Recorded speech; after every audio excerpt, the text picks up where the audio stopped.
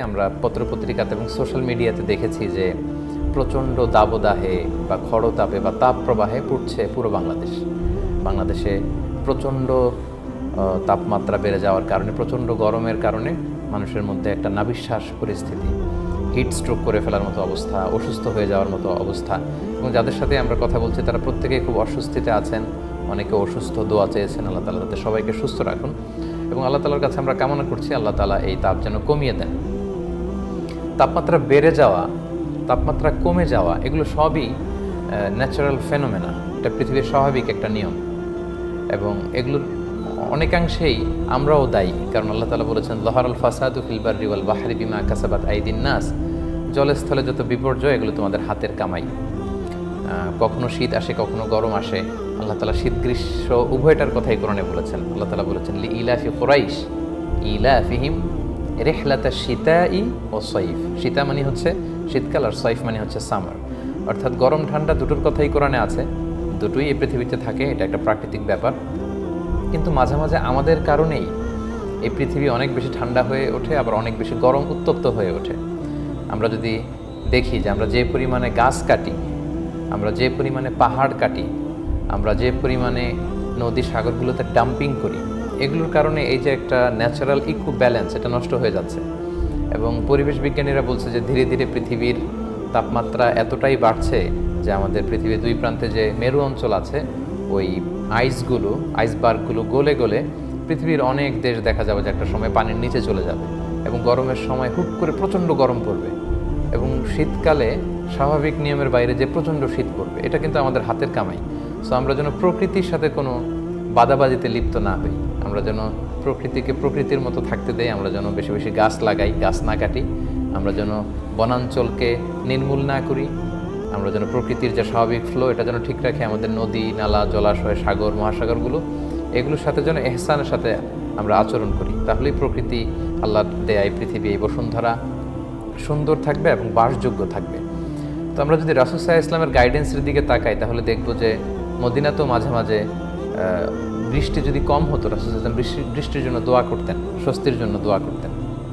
রাসূল সাল্লাল্লাহু আলাইহি ওয়াসাল্লাম জুমার খুতবা দিচ্ছিলেন, এক সাহাবী এসে বলেন ইয়া রাসূলুল্লাহ, বৃষ্টি নেই, মাটি ফেটে চৌচির, আমাদের জীবজন্তুগুলো মরে যাওয়ার অবস্থা, আমরা কী করবো? রাসূল সাল্লাল্লাহু আলাইহি ওয়াসাল্লাম জুমার খুতবার নিরবিচ্ছিন্নতাকে ভঙ্গ করে দুহাত উঁচু করে দোয়া করা শুরু করে দিলেন, আল্লাহুম্মা আগিথনা, আল্লাহুম্মা আগিথনা, আল্লাহুম্মা আগিথনা। অর্থাৎ হে আল্লাহ, আপনি বৃষ্টি দিয়ে আমাদেরকে সাহায্য করুন, হে আল্লাহ আপনি বাড়ি ধারা দিয়ে আমাদেরকে সাহায্য করুন, হে আল্লাহ আকাশ থেকে আপনি বর্ষণ করে আমাদেরকে সাহায্য করুন। বৃষ্টি না হলে অনাবৃষ্টির সময় রাসূল সাল্লাল্লাহু আলাইহি ওয়াসাল্লাম আরও একটি দোয়া পড়তেন। তিনি পড়তেন আল্লাহুম্মা আসকিনা গাইসান মুগীসান মারিআন মুরিআন নাফিআন গায়রা দার আজিলান গায়রা আজিল। অর্থাৎ হে আল্লাহ, আপনি প্রচুর পরিমাণে বৃষ্টি নাজিল করুন, আপনি এই বৃষ্টির মাধ্যমে আমাদের এই জমিনকে ফার্টাইল করুন, উর্বর করুন, যাতে করে বৃষ্টি দিয়ে তৃণলতা গাছপালা জন্মায়, আমাদের গবাদি পশুগুলোর উপকার হয়, আমাদের উপকার হয়। এবং নাফিআন গায়রা দার, এমন বৃষ্টি যেটা আমাদের কল্যাণে আসে, অকল্যাণ না হয়, ক্ষতি না হয়, কোনো ধরনের হার্ম যাতে আমাদের না হয়। আজিলান গায়রা আজিল, আল্লাহ ডিলে না করে এখনই আপনি বারিধারা বর্ষণ করুন, এখনই বৃষ্টি নাজিল করুন। এভাবে চমৎকার দোয়া কিন্তু রাসূল সাল্লাল্লাহু আলাইহি ওয়াসাল্লাম করেছেন।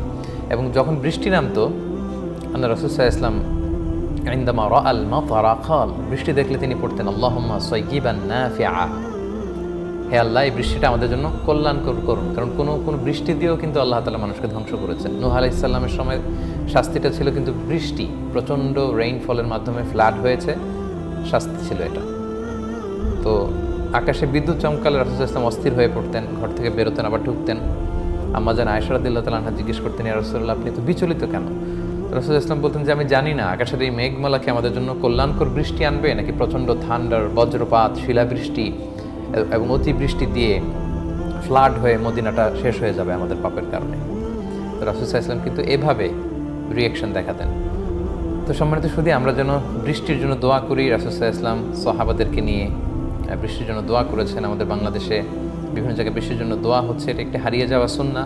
আমাদের উচিত সলাতুল ইস্তিসকা আদায় করা এবং আল্লাহর কাছে ফিরে আসা। বেসিকলি এই সলাতুল ইস্তিসকার মধ্য দিয়ে এটাই প্রমাণ করা হয় যে আল্লাহ, আমরা নিরুপায়, আমরা সবসময় তোমার দিকেই ফিরে আসি। আমরা পাপ থেকে, অন্যায় থেকে, অপরাধ থেকে আমরা রিয়েলাইজেশন করে আমরা ফিরে আসছি।